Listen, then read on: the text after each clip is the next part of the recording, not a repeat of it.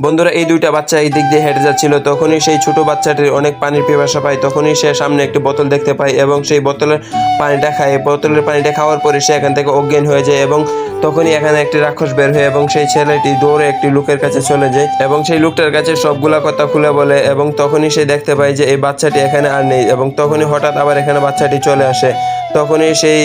লোকটি বুঝতে পারে যে এখানে অন্য কিছু একটা হয়েছে এবং তখন এই লোকটা বুঝতে পারে যে এখানে একটি খারাপ ভূত আছে এবং তখনই সে অনেকগুলা মন্ত্র পড়ে এবং সেই ভূতটাকে ডাকে এবং তখনই সেই ভূতটা এখানে চলে আসে এবং ভূতটাকে জিজ্ঞাসা করে যে সে এই খারাপ কাজগুলো কেন করে বাচ্চাদের মধ্যে।